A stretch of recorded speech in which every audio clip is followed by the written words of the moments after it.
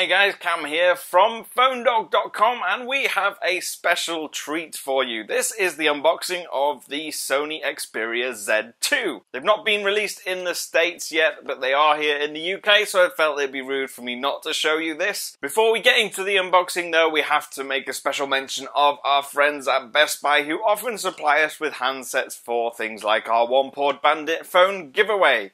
Obviously they didn't give us this one, but they do give us others like it. Let's just get straight into the unboxing. You take the lid off, and obviously the first thing you're going to see is the handset sitting on top, all wrapped in cellophane, but we'll obviously place that to one side like we do with any good unboxing. Inside the actual box itself, we have various little attachments and accessories. We have even a screen protector that they've put in there in my packaging. Obviously, I'm not sure what the packaging is going to be like in the States when it finally arrives, but this is what is in mine. You've got the screen protector, we've got obviously a USB cable, a UK wall adapter, and another USB adapter which attaches to your phone and allows you to connect it to another full-size USB. Perhaps more interestingly, they've actually included some of their noise-cancelling headphones in the box, so you should get a decent sound quality, at least better than what you would expect from a free set of headphones that would normally come with a phone. And obviously, it's Sony, it comes with a huge bunch of leaflets, all of which I'm sure are entirely unnecessary. Let's get straight to the phone. We'll take off the film from the front and the back. You can't do an unboxing without that.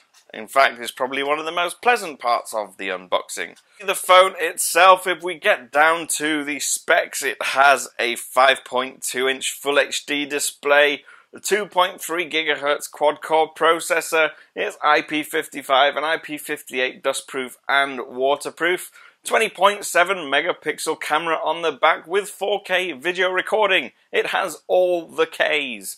Triluminous display as well, which means something. Also equipped with NFC and the latest version of Android with Sony's skin on the top. But if we have a quick tour of the actual hardware itself, like the previous versions of the Xperia Z, it is really nicely made. You've got a really solid body.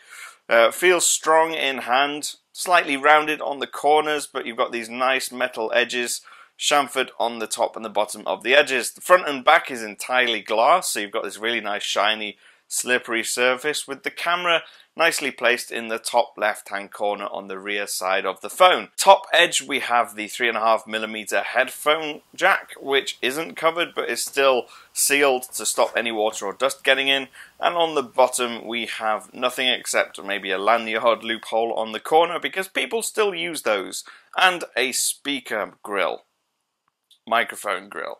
On the right hand edge, we have a really nicely paced power and lock button, as well as a volume rocker. They're really quite small, they don't stick out as much as older generations did, so they do actually feel quite nice on first impressions. Perhaps the biggest talking point is that because it's obviously water and dust proof, you've got these flaps on the left and the right edges. The one on the right is for your micro SD card, and when you open it up, you've got this really horrible flimsy plastic tray inside.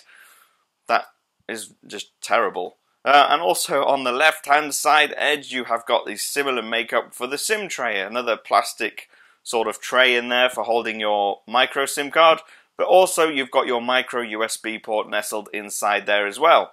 Perhaps one of my favourite features on first impressions is the LED notification light on the top. It's got this really nice little long bar. Also on the front we have obviously the proximity sensor, various other light sensors, as well as the front-facing camera.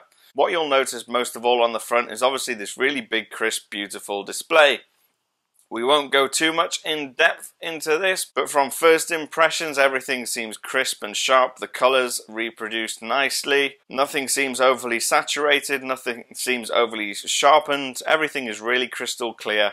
Really beautiful display and very responsive just on first looks. But that has been the unboxing of the Xperia Z2. We will have a review of this within the next week or two once I've had a chance to actually sit down and use it as my main device and bring you my thoughts in full. But so far I'm very pleased with this, even if it is just an incremental update from the Z1 and Z1S.